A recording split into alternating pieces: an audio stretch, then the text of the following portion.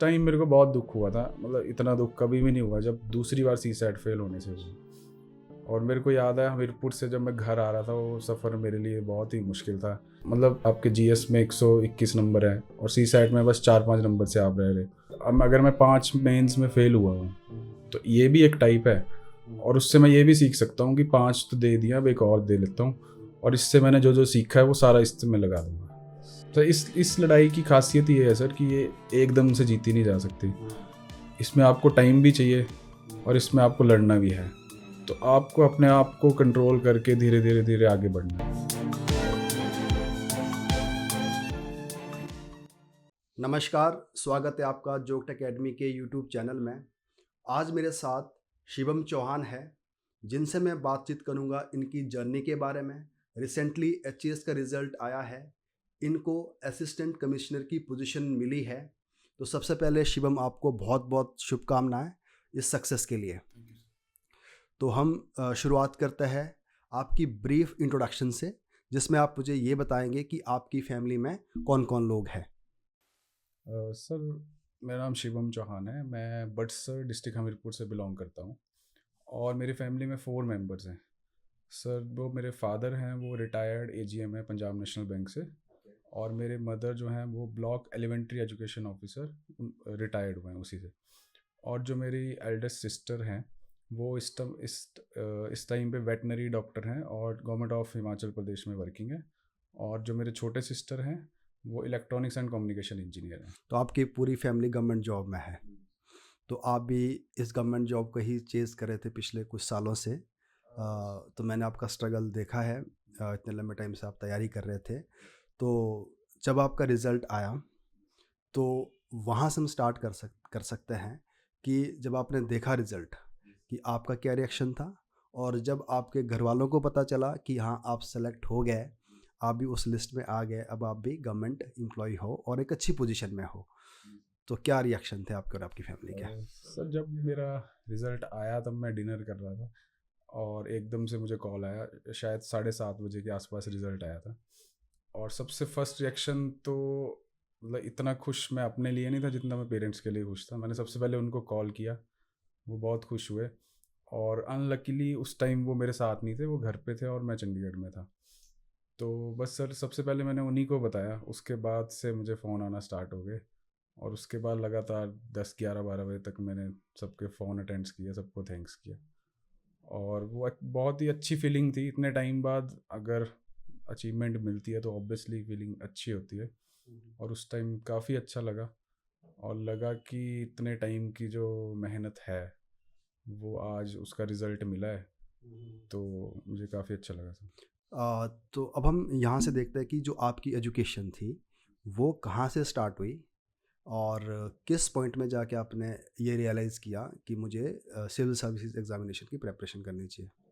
Sir, जो मेरी initial education है स्टार्टिंग से प्राइमरी से लेके 6 तक, वो मेरी बटसर में ही हुई है। तो उसके बाद मेरे फादर पीएनबी बैंक में थे, तो उनके हर 3 साल बाद ट्रांसफ़र होती थी। उसके बाद उनकी ट्रांसफ़र ऊना हो गई थी।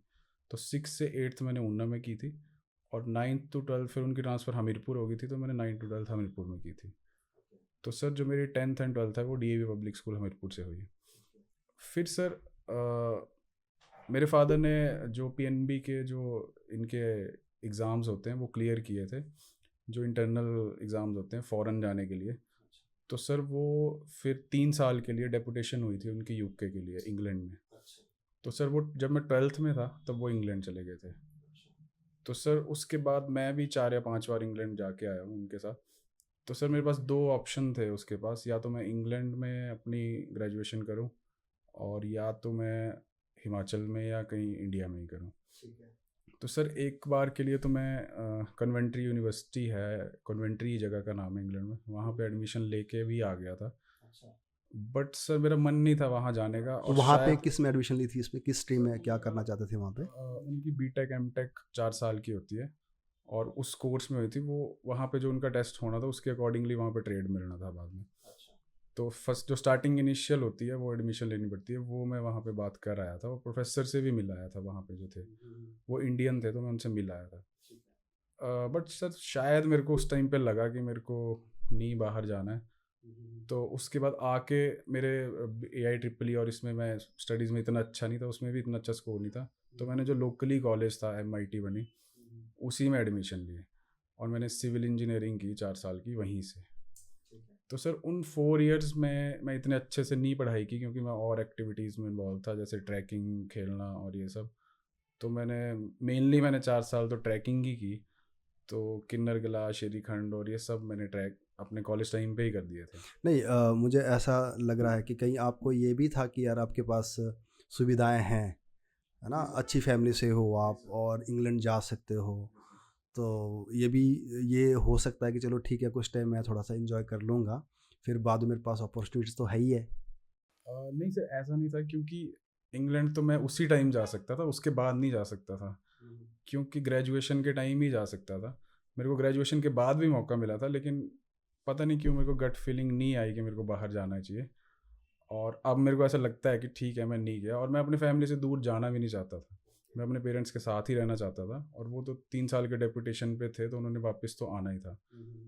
तो सर उसके बाद जब ग्रेजुएशन हो गई, तब मुझे रियलाइज़ हुआ कि अब मेरे को थोड़ा-सा सीरियस होना पड़ेगा लाइफ में, क्योंकि मेरे 60% में मेरी ग्रेजुएशन हुई थी, तो वो मुझे नहीं लगता मेरे मार्क्स अच्छे थे।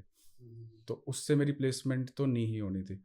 तो सर मैंने 17 में मैंने डिसाइड किया कि मेरे को गवर्नमेंट, क्योंकि सारे गवर्नमेंट एम्प्लॉइज़ थे, तो मेरा भी जो जो फ़ोकस था वो गवर्नमेंट की तरफ ही था। अच्छा, आप एक बात समझिए, जब आप पढ़ाई कर रहे थे आपकी, स्कूल में गए, स्कूलिंग आपने दूसरी जगह से की गई, तो और आपने डिग्री भी कर लिया अपनी, ठीक है, तो आपको ऐसा लगता है कि आप एक एवरेज स्टूडेंट थे?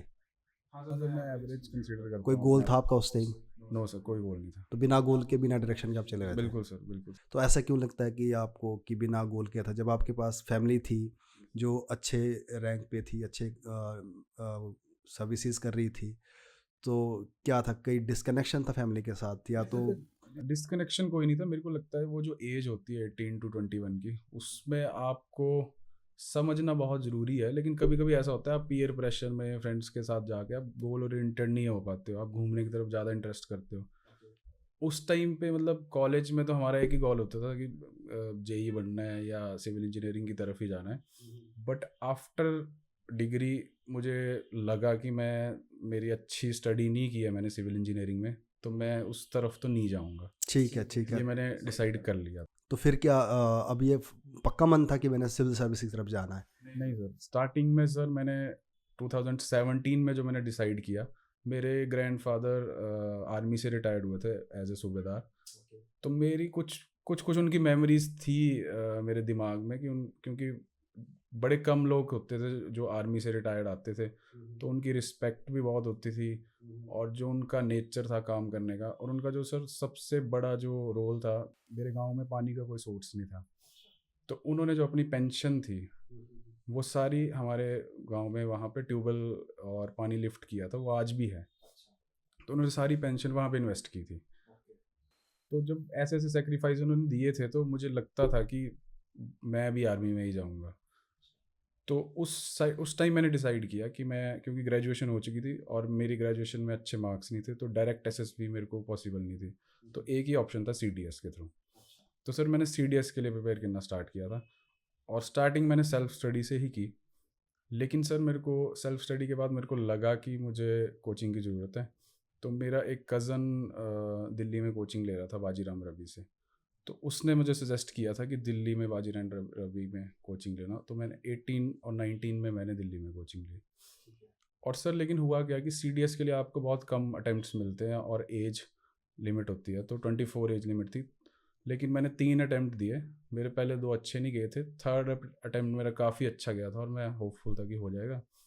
तो उसके रिज़ल्ट आने से पहले मैं एक बार एसएसबी की कोचिंग भी ले आया था। लेकिन सर मेरा शायद 0.33 या 0.66 कुछ इतने मार्क्स से नहीं हो पाया था सीडीएस का पेपर, तो वो मेरे अटैम्प्ट्स ख़त्म हो गए। मतलब एसएसबी के लिए आप नहीं पहुंचे? नहीं पहुंच पाया। ठीक है, मैंने कोई भी एसएसबी नहीं दिया। ठीक है। उस टाइम फिर मुझे लगा कि अब मेरे पास और कोई ऑप्शन नहीं है और मेरे पास एक ही ऑप्शन है हिमाचल में ही जाने का। तो उस टाइम सर मैंने पहली बार HPL आइड का पेपर दिया था और वो मेरा क्लियर हो गया था 2019 में। 19 में आपने एलाइट का मेंस लिखा? 20 में मेंस लिखा, 19 में प्री हुआ था। जैसा लेकिन सर हुआ क्या कि बीच में कोविड आ गया, तो कोविड में मैं घर आ गया। ठीक है। फिर घर में इतना मैं पढ़ नहीं पाया क्योंकि दिल्ली में मैं अलग माहौल में था, लाइब्रेरी में था, और कोविड में वैसे भी सारे अलग अलग हुए थे, तो वो डिस्टर्बेंस हो गई।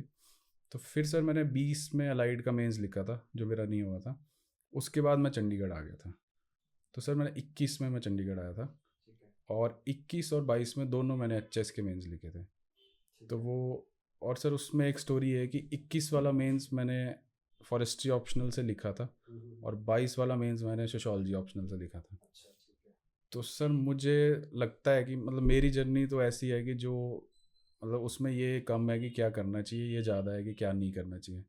और सर फिर 21 और 22 का मैंने लिखा, और 23 और 24 2 साल मेरा सी सेट नहीं हुआ।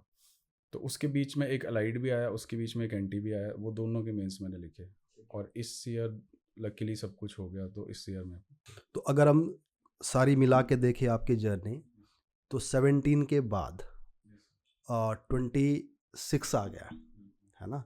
तो करीब करीब कितने 8-9 साल की जर्नी होगी आपकी, जिसमें आप शुरू में कम सीरियस थे, फिर धीरे धीरे सीरियस होने स्टार्ट हुए, और जिस एग्ज़ाम के लिए सीरियस हुए वो आपका नहीं बन पाया, और फिर आप H S N T allied के मेंस लिखते रहे, बट फाइनल सिलेक्शन आपकी होती नहीं रही। तो ये तो मतलब एक हिसाब से है तो फेलियर ही है, लंबी स्ट्रगल है, अब घर से बाहर है, अब चंडीगढ़ में रह रहे। तो उस टाइम आप मुझे ये बताएं कि घर वालों की सपोर्ट क्या थी, क्योंकि देखो आपके घर वाले तो गवर्नमेंट जॉब में है, वेल सेटल्ड है सब, तो वो तो चाहेंगे कि हमारा बच्चा भी सेलेक्ट हो जाए। तो उस टाइम आपके घर वालों की सपोर्ट किस तरह की थी? और कभी कभी हमें ऐसा भी हो जाता है कि घर वालों की शायद उतनी सपोर्ट फाइनेंशियली मिलती है, बट एक मॉरल सपोर्ट है, इमोशनल सपोर्ट है, वो नहीं मिल पाती। तो उसके लिए आपके पास क्या सोर्सेज थे, और भी थे क्या कोई लोग जो फैमिली के सिवाय, आपके कोई दोस्त हो सकते हैं, आपके कोई भाई बहन हो सकते हैं जिन्होंने आपको सपोर्ट किया? तो ये पूरा जो सपोर्ट सिस्टम था 7 साल तक सस्टेन करना बहुत मुश्किल हो जाता है, क्योंकि मैंने भी इस तरह की जर्नी खुद देखी है। तो 6-7 साल जब आपको निकालने पड़ते हैं घर से बाहर, और जब आपके रिजल्ट नहीं निकल रहे होते, तो उस टाइम थोड़ी सी दिक्कत आती है, उस पर बात करें। सर फर्स्ट ऑफ ऑल घर वालों की सपोर्ट के बिना तो ये हो ही नहीं सकता था। उनकी मेरे को अनकंडीशनल सपोर्ट थी, मतलब मैंने उनसे कुछ भी मांगा उन्होंने मेरे को डबल ही दिया है उसका। तो उनकी सपोर्ट तो पूरी थी, और ना उन्होंने मेरे को कभी बोला भी नहीं कि अब और कुछ देखना चाहिए, या कि वो मेरे ही थॉट्स थे। मुझे खुद को इतने टाइम बाद लगता था कि शायद मुझे एक प्लान भी होना चाहिए मेरे पास। तो सर सबसे बड़ी सपोर्ट तो उनकी थी, और साथ ही साथ सर नहीं, उसके उनके साथ अलावा आपकी बातचीत होती थी जैसे पापा के साथ, मम्मी के साथ, वो क्या आपको बात करते थे? बात मतलब जब रिजल्ट आता था, जब नहीं होता था, तो मैं उनको उसी दिन, मेरा ये था कि मैं उसी दिन बता दूंगा, तो मैं उसी टाइम कॉल करके बता देता था ये था। तो उनका एक ही ये था, कोई बात नहीं अगले अटेम्प्ट में देखना। उन्होंने कभी ये नहीं मेरे को बोला कि कोई और कुछ और साइड देख लो, मतलब अगर साइड बोला भी तो उन्होंने मेरे को यही बोला कि कोई और एग्ज़ाम्स भी देख लो। उसके अलावा नहीं बोला कि आप पढ़ना छोड़ दो और कुछ और देख लो।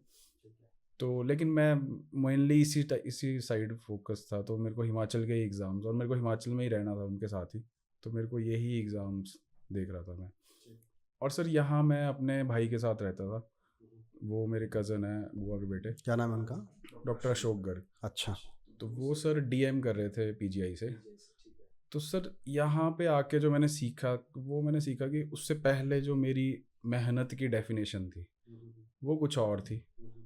मतलब उससे पहले मैं यहाँ से 9 बजे लाइब्रेरी जाता था, 7-8 बजे लाइब्रेरी से वापस आता था, और 9 से पहले और 8 के बाद मैं कुछ भी नहीं करता था। बट जब मैंने उनकी जर्नी देखी कि वो 8 उनके से साथ रहते थे आप पीजीआई में? नहीं सर, यही 15 सेक्टर में रहते थे, वो पीजीआई में डीएम कर रहे थे। तो सर वो 8 से 8 ड्यूटी करते थे, और मतलब उनकी बहुत ही हेक्टिक ड्यूटी है, पीजीआई में डीएम की बहुत हेक्टिक ड्यूटी है, मैंने देखा ही भी है उनको। लेकिन सर वो 5 बजे उठ के 5 से 8 पहले पढ़ते थे, और 8 बजे या 9 बजे जब भी घर आ जाएंगे, आफ्टर डिनर 10 से 12 भी वो पढ़ते थे। तो फिर मैंने जब ये चीज़ देखी, तब मेरे को पता चला कि मतलब हम तो जो मेहनत सोच रहे हैं वो तो अभी बहुत कम है, और मेहनत तो असली ये है। और फिर मैंने उनसे बहुत सीखा, और वो अगर आप ऐसे मेहनती इंसान के साथ रहते हो तो आप भी ऑब्वियसली वैसा ही सोचते हो, वैसा ही करने की ट्राई करते हो। तो मैंने सर वहाँ से बहुत ही हेल्प हुई मेरे को, उनकी वजह से ही मेरे प्रीज भी निकले, और मैंने और तैयारी स्टार्ट की। और सर मेरे को लगता है कि आपको पढ़ तो सारे रहे हैं, कुछ एक एक्स्ट्रा एफर्ट आप कहाँ डाल रहे हो, और आप मतलब जैसे कोई लोग दूर से ट्रैवल कर रहे हैं, तो अगर वो ट्रैवल करते करते भी एक आधे घंटे की वीडियो देख रहे हैं या 15 मिनट की वीडियो देख रहे हैं, और उनको नहीं पता है कि वो कब काम आ जाएगी, बट ये है कि वो उस टाइम को भी वेस्ट नहीं कर रहे हैं। तो शायद मतलब मुझे लगता है डॉक्टर शायद पहले से ही ऐसी मेहनत करते होंगे, हमें नहीं पता होगा, लेकिन मैंने उनको देखा, फिर मैंने उनसे सीखा, फिर मैंने भी जो मेरे छोटे छोटे स्लॉट्स थे उसको भी यूटिलाइज़ करना स्टार्ट किया, जिसने मेरे को बहुत हेल्प की सर। प्री में मेरी बहुत हेल्प हुई, मैं 2 बार सी सेट में फेल हुआ, लेकिन जीएस में मैं कभी भी फेल नहीं हुआ। तो सर एक तो वो थे, और सर साथ में जो आपका फ्रेंड सर्कल होता है, अगर फ्रेंड सर्कल अच्छा है, पढ़ने वाला है, जो कि हमेशा पढ़ाई के बारे में सोच रहा है, कभी कभी आप बाहर जा सकते हो, तब आप भी उनके साथ ही निकल जाओगे। तो सर जो मेरा फ्रेंड सर्कल था बहुत अच्छा था, और उनमें से कुछ लोग इस बार हो भी गए, कुछ अनलकीली वो रह भी गए, लेकिन मुझे लगता है कि वो ज़रूर इस बार नहीं अगली बार वो हो जाएंगे। ठीक है। अच्छा, अब हम बात करते हैं कि देखो, फिर बार बार मैं आपको यही बता रहा हूँ कि लंबा स्ट्रगल रहा है आपका। तो इस लंबे स्ट्रगल में ना एक सेल्फ रियलाइजेशन हो जाती है। ज़रूरी नहीं कि हमें ये रियलाइजेशन होती है कि हमको करना क्या है, बट ये भी हो जाती है कि मैं करना क्या नहीं चाहिए था, और ये मेरी बहुत बड़ी गलती रही है।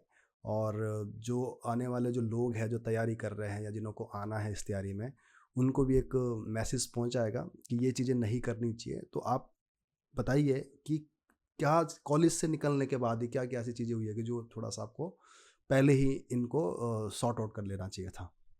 सर जो मेरी फर्स्ट गलती थी, जब मैं दिल्ली गया था, तो मैं सीडीएस की कोचिंग लेने गया था, लेकिन मैंने वाजीराम से यूपीएससी की कोचिंग ली थी, क्योंकि सबको लगता है कि अगर यूपीएससी की ले ली तो बाकी एग्ज़ाम्स भी हो जाते हैं।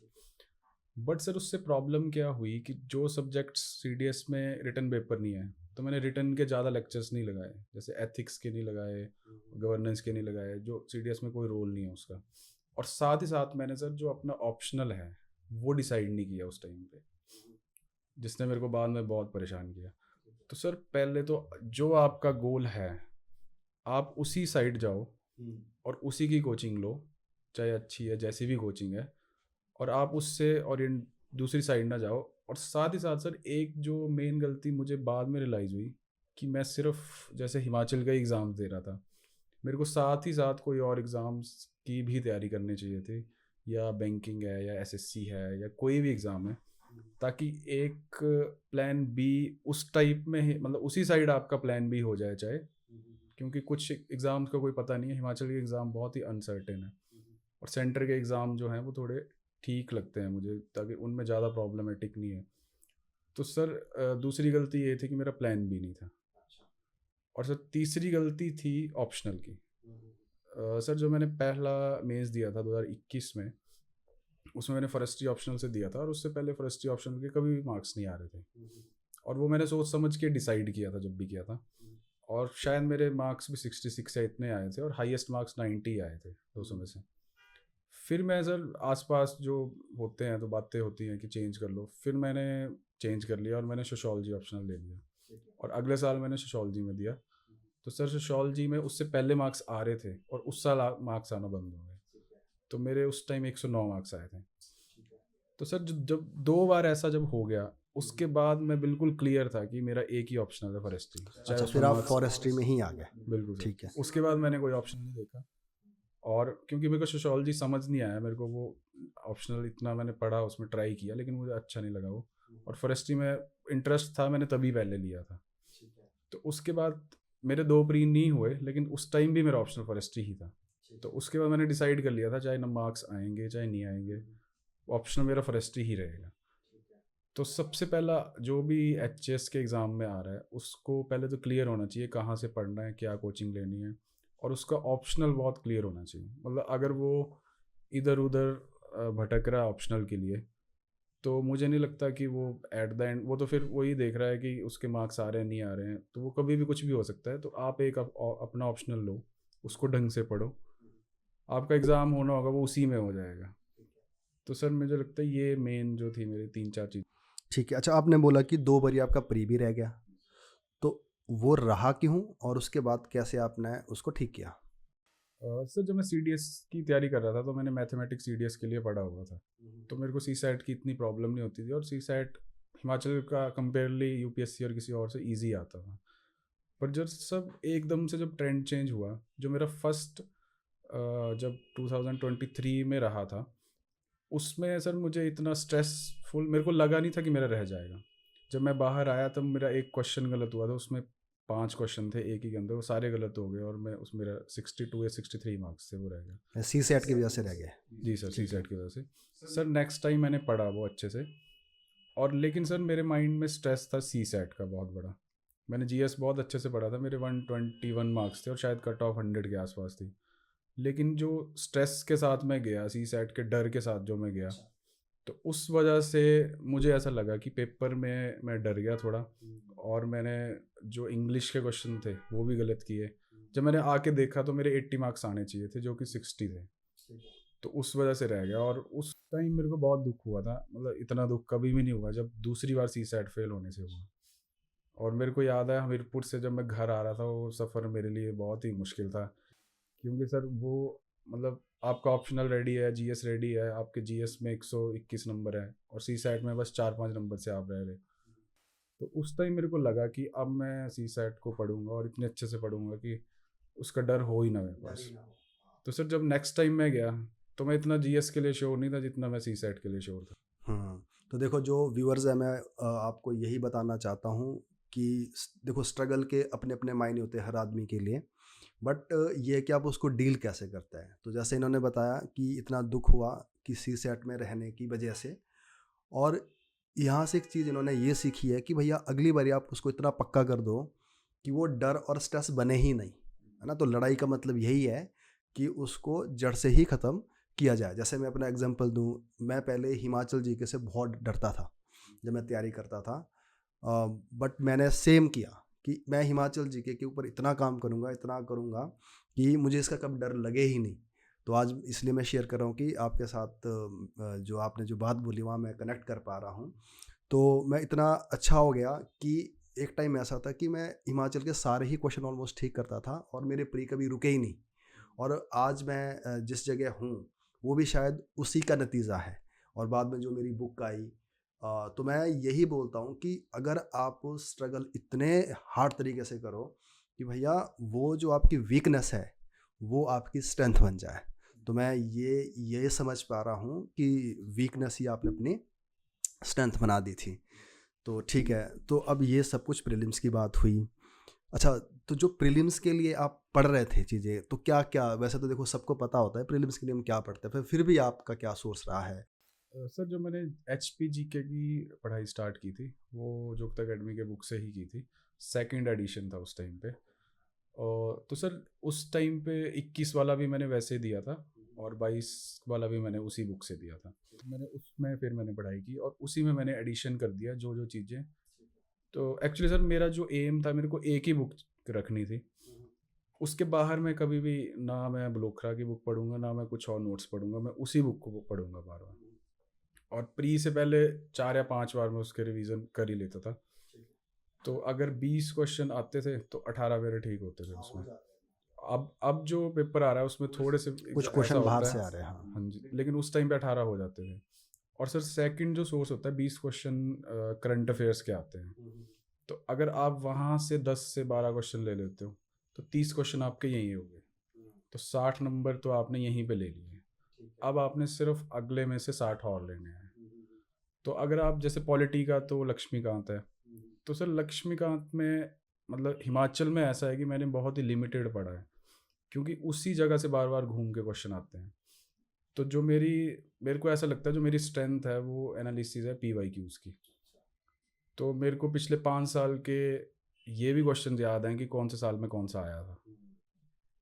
तो सर मेरे को लगता है कि अगर उस वे में आप पढ़ोगे, जैसे एक बार 2019 में क्वेश्चन आया था, नया हाई कोर्ट बना था आंध्र प्रदेश और तेलंगाना का, तो ये एक्सपेक्टेड है कि अगले साल अगर कहीं भी हाई कोर्ट बनता है तो वो क्वेश्चन आना ही आना है। तो अगर आप PYQs को अच्छे से पढ़ रहे हो, अच्छे से रिवाइज कर रहे हो सबको, और उसके आसपास सर जो जैसे मेरा तरीका ये था कि जब हाई कोर्ट वाला में जब मैं पढ़ रहा था उसी टाइम मैंने लिख दिया था कि कौन सी स्टेट का हाई कोर्ट कहाँ पे है। तो ये जो नॉर्थ ईस्ट वाली इनमें थोड़ा कन्फ्यूज़न होता है, और पुडुचेरी और लक्षद्वीप वाला कन्फ्यूज़न होता है, और यहीं से क्वेश्चन आता है। तो अगर आप उस वे में पढ़ोगे हर चीज़ को, ज्योग्राफी को भी, पॉलिटी को भी, इकोनॉमी को भी, तो मेरे को लगता है कि प्रीलिम्स तो वहीं से हो जाएगा। ठीक है। अच्छा, जैसे मेंस में है, तो मेंस में पहले जीएस वाले पार्ट की बात करते हैं। तो जीएस के लिए क्या आपकी वीकनेस रही और क्या आपकी बाद में स्ट्रेंथ बनी? कैसे आपने इसको मैनेज किया? और what about answer writing practice, ये सब कुछ कैसे तैयार हुआ?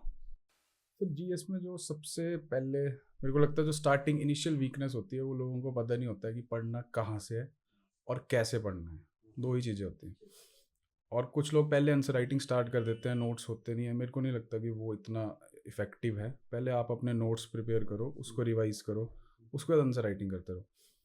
तो सर जो जैसे जो मैंने स्ट्रेटजी लास्ट में जो मुझे लगा कि ये करना चाहिए, जैसे हिस्ट्री है, तो हिस्ट्री को मैंने टॉपिक वाइज डिवाइड किया कि 1857 एक टॉपिक है, उसके बाद 1905 से आगे का एक टॉपिक है, और आगे आगे अलग अलग टॉपिक्स हैं। जैसे कि सर 1857 में फिर मैंने ऐसा किया कि PYQs क्वेश्चन देखे HS के। तो सर उसमें 3-4 ही चीज़ें हैं, रीज़न है क्यों हुआ, क्या क्या हुआ, और उसके बाद क्या क्या चेंजेस हुई। तो अगर आप उसके 3 क्वेश्चन बना लिया आपने और उनको प्रैक्टिस कर लिया 10 नंबर में भी, 12 नंबर में भी, तो वो उसके बाहर कभी भी नहीं आएगा। तो जब आपने टॉपिक्स डिवाइड किए और उस वैसे ही हर सब्जेक्ट में किया, तो मुझे लगता है सबसे बेस्ट स्ट्रेटजी यही होगी। ये टाइम कंज्यूमिंग है, लेकिन ये वन टाइम मेहनत है। अगर आपने एक बार मेहनत कर दी, उसके क्वेश्चन बना दिए और लिख लिए, तो उसके लिए आप टेस्ट सीरीज तो लास्ट में दोगे, उससे पहले ही आपने अपनी टेस्ट सीरीज लिख ली होगी। तो सर जीएस में मेनली यही है, ज्योग्राफी के लिए भी जीएस 1 में, हिस्ट्री के लिए भी। आर्ट एंड कल्चर में आप थोड़ा कम कर सकते हो क्योंकि उतना ज़्यादा पोर्शन नहीं आता है। तो अगर आप वैसे ही हिमाचल में करते हो, जैसे सनद है या और चीज़ें हैं, तो उसमें आप PYQs देखो और उसके क्वेश्चन बनाओ, और जो भी आप पढ़ रहे हो कहीं से भी जो कि नहीं आया कभी भी, उसका एक और क्वेश्चन बना लो, क्योंकि वही क्वेश्चन आएगा हट फिर के। तो सर अगर ऐसे ही जीएस में चलते रहते हैं, तो मुझे लगता है पहले तो आप अपने नोट्स प्रिपेयर करो, फिर अपनी अपनी प्रैक्टिस कर लो, और साथ में आपकी टेस्ट सीरीज़ है, अगर लास्ट ईयर की लगा लो, अगर नहीं आई है अभी, और उसके बाद जब नहीं आएगी तो नहीं लगा लो। 21 में मैंने आपकी टेस्ट सीरीज़ लिखी थी, और इस साल भी मैंने आपकी टेस्ट सीरीज़ लिखी थी। और जो अलाइड का सर जो एग्ज़ाम हुआ था बीच में, उसमें तो मैंने आपके ऑसम बैच भी ज्वाइन किया था, जुक्ता अकेडमी का, और सर टेस्ट सीरीज़ भी लिखी थी। तो सर अलाइड से काफ़ी हेल्प हुई, क्योंकि क्लासरूम कोर्स में मुझे लगता है ज़्यादा हेल्प होती है। जो अभी टॉपर हैं मेगा कन्वर, वो भी मेरे क्लासमेट ही थे हाँ, आप इकट्ठे ऑसम पिछले बैच मौसम में। में, हाँ। तो सर उसमें ऐसा होता था कि जैसे हमने आंसर्स लिखे, तो अगर 2 या 3 लोग एक दूसरे के आंसर देख रहे हैं, तो मैं भी कुछ सीखता हूँ और वो भी मेरे आंसर से कुछ सीखते हैं। तो कहाँ पे फ्लो चार्ट आ सकता था, और साथ ही साथ कहाँ पे डायग्राम बन सकती थी। तो एक माइंड जब खुल जाता है, एनालिसिस हो जाती है, तो आपके आंसर भी इम्प्रूव हो जाते हैं। और साथ ही साथ जब जब आपको इतने आप कॉन्फिडेंट हो जाते हो कि आंसर आप लिख सकते हो, उसके बाद जब आप टेस्ट सीरीज लिखते हो, तो वो बहुत इफ़ेक्टिव होती है, क्योंकि वो उसी टाइम में लिख रहे हो आप। तो सर साथ साथ में आपको कोर्स, मुझे लगता है कोर्स ले लेने चाहिए जो भी तैयारी कर रहे हैं। क्यों कुछ लोग, मैं भी यही करता था पहले कि कोई कोर्स नहीं लूँगा, सिर्फ अपना ही पढ़ता रहूँगा, लेकिन जितना हम दूसरों से सीखते हैं वो ज़्यादा इफ़ेक्टिव हो जाता है, क्योंकि हमारा माइंड लिमिटेड ही हो रहता है जब भी हम लिख रहे होते हैं। तो साथ ही साथ अगर हम आंसर राइटिंग करते रहें, नोट्स प्रिपेयर करते रहें, टेस्ट सीरीज देते रहें, तो वो काफ़ी इफ़ेक्टिव रहता अच्छा, ठीक है, अब आते हैं ऑप्शनल के ऊपर। तो ऑप्शनल आपका फॉरेस्ट्री रहा है। तो सबसे पहले तो ये आपको बताना है कि फॉरेस्ट्री के लिए आपकी क्या स्ट्रेटजी रही है, और क्या आपने सोर्सेज रखे थे, और आपके खुद के नोट्स बनाए थे, या बुक से ही या नोट से ही काम चलाया था? है। सर फॉरेस्ट्री ऑप्शनल जब मैंने लिया था, वो मैंने ये सोच के लिया था, एक तो मेरा इंटरेस्टेड टॉपिक भी था, शायद मैं ट्रैकिंग भी करता था, जाता था, घूमता था, तो मुझे फॉरेस्ट्री में वैसे भी इंटरेस्ट था। उसकी अच्छी बात ये थी कि उसका सिलेबस बहुत छोटा था। तो जब मैंने इनिशियली लिया, तो मैंने पेपर 1 देखा था कि ये बहुत जल्दी कवर हो जाएगा 21 में, और मैंने एक रीडिंग दी थी। बट सर उसकी एक बुरी बात ये थी कि उसकी कहीं भी टेस्ट सीरीज़ नहीं मिलेगी, और उसके नोट्स जो है बहुत ही लिमिटेड है। मतलब इस टाइम पे सिर्फ मणिकंदन सर की एक बुक है, एक वो है, और एक हॉर्नबिल फॉरेस्ट्री के नोट्स हैं, जो 2 ही सोर्स हैं जो कि सारे फॉलो करते हैं। तो सर लेकिन जब मैंने विद टाइम 21 में मैंने फॉरेस्ट्री से दिया, फिर मैंने चेंज कर दिया, फिर जब मैंने दोबारा उस पे मैं आया तब मैंने उसको डिटेल में पढ़ा। लेकिन सर तब तक एक प्रॉब्लम हो गई थी कि जो पेपर का पैटर्न था वो भी चेंज हो चुका था। पहले जो पेपर आता था वो डायरेक्टली जो लाइंस लिखी होती थी उसी से आता था, लेकिन अब थोड़ा एनालिटिकल पेपर आना स्टार्ट हो गया। तो सर उसकी सोर्स वही रहे, बस एक ऑनलाइन चैट जीपीटी या ये यूज़ हो गया जिसमें आप क्वेश्चन बना सकते हैं। और सर स्ट्रेटजी मेरी वही रही PYQs की। ठीक, अच्छा PYQ पे आपने ज़्यादा फोकस बिल्कुल किया सर, है। क्योंकि सर अगर आप 5 साल के PYQs निकालोगे फॉरेस्ट्री के तो वो पूरा सिलेबस ही पूरा कवर हो सिलेबस जाएगा। कवर हो जाता है और क्वेश्चन भी बस रिपीट हो जाते हैं कई बार। बिल्कुल सर, वो रिपीट हो जाते हैं। बस अब जो चेंजेस आ रही हैं सर, अब कुछ पार्ट वो ऐसा एनालिटिकल डाल रहे हैं जो फॉरेस्ट्री के सिलेबस में नहीं है और ACF के या UPSC के सिलेबस में है। तो अभी अगर कोई फॉरेस्ट्री पढ़ रहा है तो वो ये एडिशन कर सकता है कि जो ACF का सिलेबस है फॉरेस्ट्री का वो थोड़ा सा वाइड है, जो UPSC के IFS के सिलेबस से उसके जैसा ही है बिल्कुल। तो वो टॉपिक्स ऐड कर सकते हैं, बाकी सर वही बुक्स वही हैं, बस आंसर राइटिंग ही करनी है उनको पर। अच्छा, एक चीज़ जैसे आपने बोला कि आप को घूमने का शौक़, ट्रैकिंग का शौक़ ज़्यादा रहा है, तो आज आप ये बता सकते हैं कि क्या उससे कुछ बेनिफिट हुआ है आपको, सीखा है कुछ उससे, मतलब क्या, कैसे आप उसको आज देखते हो, अगर पीछे मुड़ के देखते हो? सर एक जो घूमने का जो सबसे बड़ा स्ट्रेंथ है, वैसे तो फिजिकली आप फिट रहते हो। सेकंड सर एक लीडरशिप क्वालिटी आपकी डेवलप हो जाती है। और मैं सर एज अ पर्सन बहुत इंट्रोवर्ट हूँ, और मैं अगर घूम रहा हूँ तो मैं एक्सट्रोवर्ट भी हो जाऊँगा विद टाइम, लोगों से बात कर करके। और साथ ही सर जो आपकी एक अंदर मतलब जो जब आप कहीं जा रहे हो, आपने एक गोल बनाया, मैंने वहाँ तक पहुँचना है, तो आप जब उसको अचीव करके आते हो तो वही चीज़ आप अगर पढ़ाई में भी इम्प्लीमेंट करोगे कि आप पर डे का गोल बनाओ और उससे कम चाहे 1 घंटे का ही गोल बनाओ। जब आप उसको अचीव करोगे तो नेक्स्ट 1 घंटे को आप बहुत ईजिली कर लोगे, आपको पता भी नहीं चलेगा। तो स्टार्टिंग का जो टाइम है, जो आपका कॉन्फिडेंस बिल्ड करना है आपने, तो मेनली सर एक तो लीडरशिप है और एक फिटनेस है और एक सर जो कई बार हम अपने को भी जानने लग जाते हैं कि मैं बिल्कुल सर, क्या हूँ, मैं कौन हूँ। बिल्कुल तो सर वही। मैंने भी थोड़ा नोटिस किया है इसमें, जब हम ट्रैकिंग पे जाते हैं तो अपने साथ जो वक्त मिलता है गुजारने को, तो उससे बहुत सारी चीज़ें अपनी भी पता चल जाती है। और फिर नेचर के साथ अगर आप वैसे हाँ, भी कनेक्ट रहते हो तो आप बहुत कुछ सीखते हो, सीखते भाई हो, नई मेंटली चीज़ें। आप फ्री हो जाते हो, दोबारा से आप काम अच्छे से स्टार्ट कर बिल्कुल सर, सकते हो। बिल्कुल। तो कौन सी ट्रैकिंग आपकी बड़ी यादगार रही है कभी? सर वैसे तो सारी यादगार हैं, बट मेनली जो शेरीखंड की थी और एक किन्नर कैलाश की थी। श्रीखंड कब गए थे आप? सर मैं कॉलेज में गया 2015-16 में। तो कैसा लगा आपको उधर? बहुत अच्छा लगा सर, बहुत मैं भी अच्छा। गया हूँ एक बारी वैसे। सर बहुत हाँ, मैं अच्छा भी है कॉलेज टाइम गया था। सर। मैं सजेस्ट करता हूँ सर, मेरे जितने भी फ्रेंड्स हैं मैं सबको यही बोलता हूँ एक बार हाँ, एक वहाँ बारी जाना। जाना चाहिए, पर बस टफ है बहुत ज़्यादा। बिल्कुल टफ है वो, हम्म, मतलब ऐसे नहीं जाना, पहले फिजिकली फिट होने के हम्म, बाद ही वहाँ जाना। हम्म। और सर किन्नर कैलाश भी वो थोड़ा ज़्यादा टफ है, लेकिन वहाँ भी अगर आप पहले 1 महीने से थोड़ी प्रैक्टिस कर रहे हो तो ये चीज़ें सर आपको बहुत ही मतलब बहुत कुछ सिखाती हैं वहाँ पे। मतलब कैसे आपने जैसे मैं कहीं भी चलता था, जैसे हम 5-6 लोगों का ग्रुप जाता था, तो सर कभी कोई एक लीडर बना होगा, तो मेन डिपेंड करता है लीडर पे। अगर वो बैठ गया, थके तो सारे ही हैं, तो सारे ही बैठ जाएंगे। तो आपको बस चलते रहना है, धीरे धीरे धीरे आप पहुंच ही जाओगे। यही सर पढ़ाई में है, कोई जल्दी पहुंच रहा है, कोई लेट पहुंच रहा है, बस जो चलते रह रहे हैं वही पहुंच रहे हैं। हाँ, ये देखो मैंने भी यही देखा है ज़िंदगी में। मैं भी थोड़ा ट्रैकिंग का शौक़ पहले रखता था, फिर बीच में कम हो गया। अब थोड़ा फिटनेस की तरफ ज़्यादा जा रहा हूँ, अब फिर से दोबारा कोशिश कर रहा हूँ इस चीज़ को। तो मैंने बुक्स पढ़ने से और ट्रैकिंग से ये ज़रूर सीखा है कि आप घूमते दूसरी जगह हो, पढ़ते दूसरों की बुक्स हो, बट जानते अपने बारे में है। तो आगे जाके हॉबी में भी आपको ये ऑब्वियसली काम करती है। अच्छा, ठीक है। अब एक बात, मैंने आपकी पर्सनैलिटी में जब से मैं जानता हूँ आपको, जब से मेरी आपसे साथ बातचीत होती रहती है, चलो पहले तो आप गाइडेंस के लिए आते थे कि कैसे करना है, क्या करना है। आज आप एज ए सेलेक्टेड कैंडिडेट पहुँचे हो। तो अब यहाँ पे मैंने भी नोटिस किया, अभी आपने भी बोला कि आप इंट्रोवर्ट हो, है ना? तो इस इंट्रोवर्ट होने का क्या फ़ायदा रहा आपको और क्या नुकसान रहा? जैसे कई बारी बोलते हैं कि इंट्रोवर्ट होने से इंटरव्यू में आपको प्रॉब्लम आ जाएगी, तो क्या चीज़ें रही आपकी जो कि आपको इंटरव्यू तक पहुंचाने में, इस पूरी जर्नी में, है ना? तो ये जो आपका इंट्रोवर्ट वाला ट्रेट था, इसने कैसे आपको मतलब रखा, संभाला? सर इसके फ़ायदे भी हैं और इसके नुकसान भी हैं सर।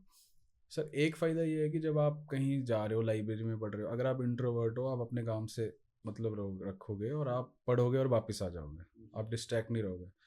बट सर जैसे मैंने अभी बताया कि अगर आप एक्सट्रोवर्ट नहीं हो तो आपको पता भी नहीं चल पाएगा कौन कैसा लिख रहा है और क्या हो रहा है, क्या पढ़ रहे हैं, तो आप अपने में ही रह जाओगे।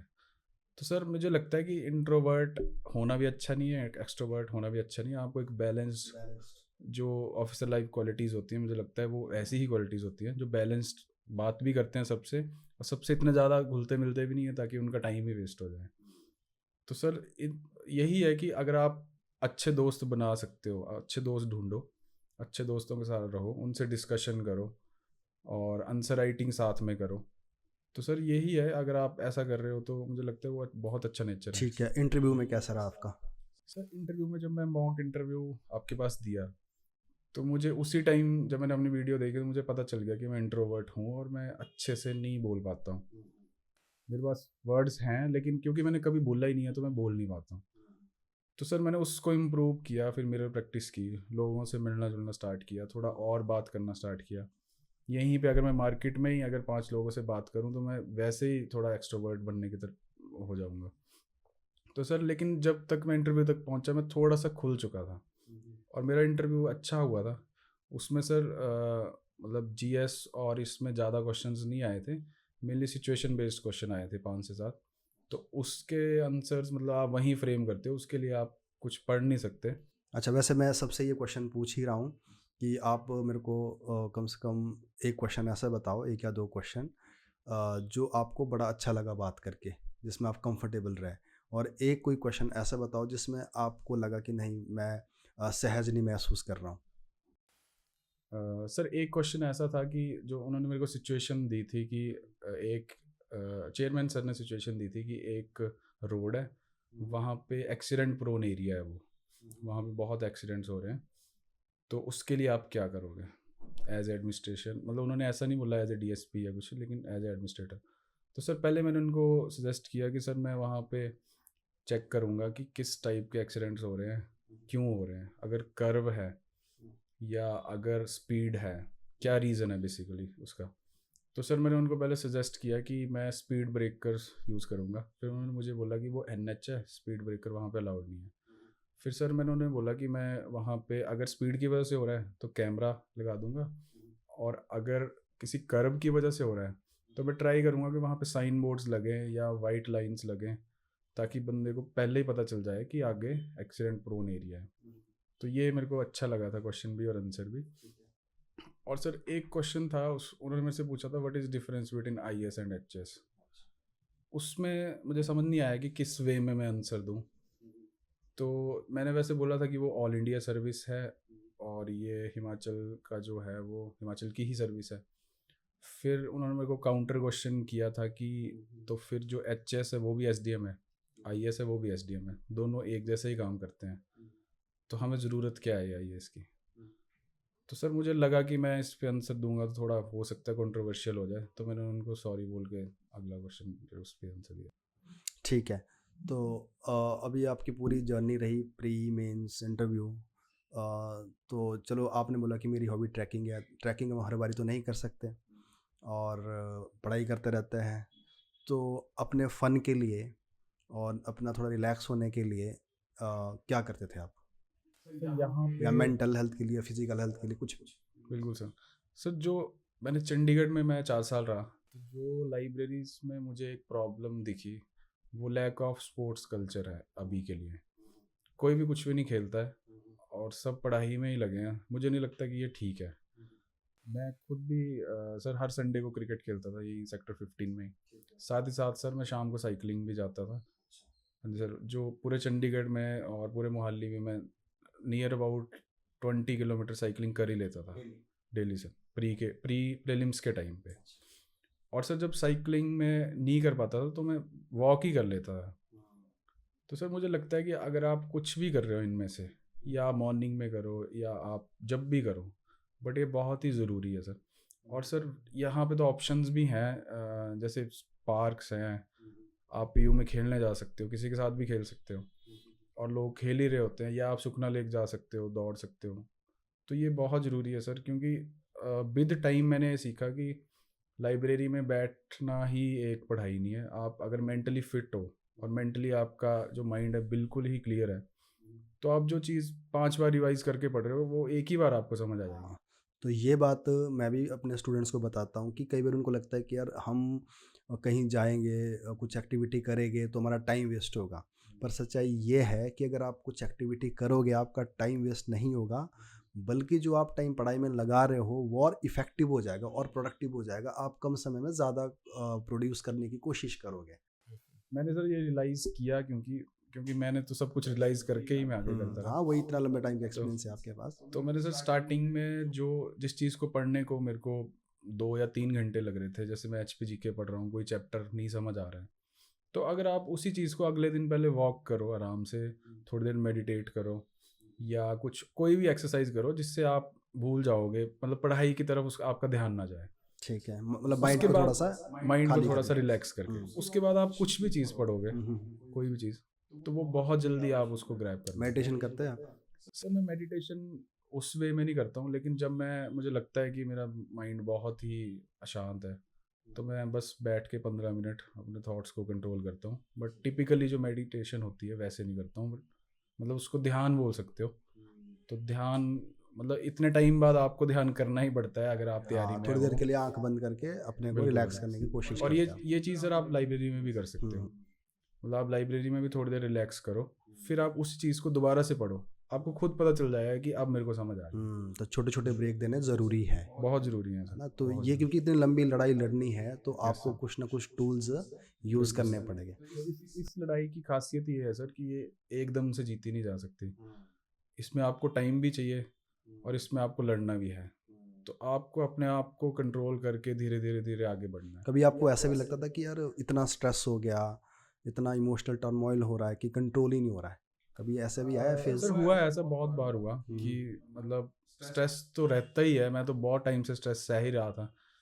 और सर लेकिन जो शायद अलाइड के टाइम पे मेरे साथ ऐसा हुआ कि मेरे को नींद आना बंद हो गई, क्योंकि उस टाइम पे इतना स्ट्रेस हो गया कि अलाइड अच्छी अपॉर्चुनिटी थी और उसमें मैं हिंदी में फेल हो गया था। तो सर उस टाइम पे मेरे को लगा कि अब थोड़ा स्ट्रेस का लेवल मेरा बढ़ रहा है धीरे धीरे, मतलब नींद नहीं आएगी या मैं नींद में कुछ बोलूँगा उठ जाऊँगा, कुछ ऐसा होगा। फिर मैंने सर उसको वैसे ही किया है, स्पोर्ट्स और मेडिटेशन करके, यही एक सॉल्यूशन है जो मेरे को लगता है, इसके अलावा सॉल्यूशन नहीं है। हाँ, अंत में आपको कुछ ना कुछ अपने टूल्स यूज़ करने पड़ेंगे। मतलब आपको बैठना तो है ही है, तो आप सुबह वॉक करो, मेडिटेशन करो, आओ थोड़ा अपने आप को रिलैक्स करो, फिर पढ़ो। आपको ज़्यादा स्ट्रेस हो रहा है तो आप थोड़े अपने टारगेट्स को छोटा कर लो। अगर आपने 5 से 6 घंटे अपना टारगेट अचीव कर लिया तो आपका स्ट्रेस कम हो जाएगा। और ये सर सबके साथ ही होता है एग्ज़ाम टाइम पे, बट अगर आपकी जर्नी बहुत लंबी है तो वो थोड़ा लेवल बढ़ जाता है उसका। कभी डर भी लगा ऐसा कि यार छोड़ यार ये बड़ा ही भयानक हो रहा है? नहीं सर, डर वैसा डर तो कभी नहीं लगा। इतना मेरे को पता था कि मैं कैपेबल हूँ और मैं कर तो लूँगा ही, क्योंकि अलाइड के टाइम पे मेरा अगर हिंदी पास होता तो हो ही जाता। और सर एक बात मैं और बताना चाहूँगा, जिन अभी मैं भाई के साथ जिनके साथ रहता था यहाँ पे, अलाइड के टाइम मैंने उन्हीं को कॉल किया था सबसे पहले। तो मैंने उनको बोला था जब रिज़ल्ट आया कि मेरा नहीं हुआ, तो उन्होंने मेरे को बोला था कि हो सकता है ईटीआई नहीं बनना हो, तूने तेरी किस्मत में ईटीआई लिखा हो। और फिर वही सच हो गया। तो मुझे लगता है कि अगर आप ऑप्टिमिस्टिक हो अपनी लाइफ में, आप सिर्फ पॉजिटिव चीज़ को देखो। मतलब अगर मैं 5 मेंस में फेल हुआ हूँ, तो ये भी एक टाइप है, और उससे मैं ये भी सीख सकता हूँ कि 5 तो दे दिया, अब एक और दे लेता हूँ, और इससे मैंने जो जो सीखा है वो सारा इसमें लगा दूंगा।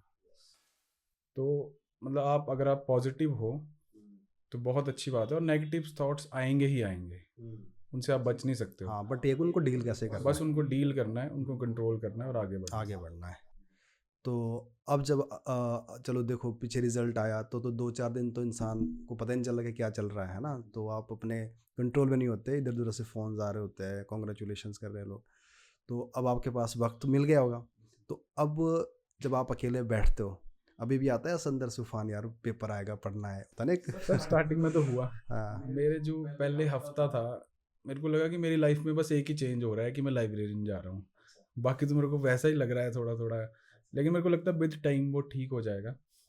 और विद टाइम थोड़ा अब ऐसा है कि सर नींद आ जाती है, रिलैक्स सो जाता हूँ। क्या तो बात करते हैं आपसे?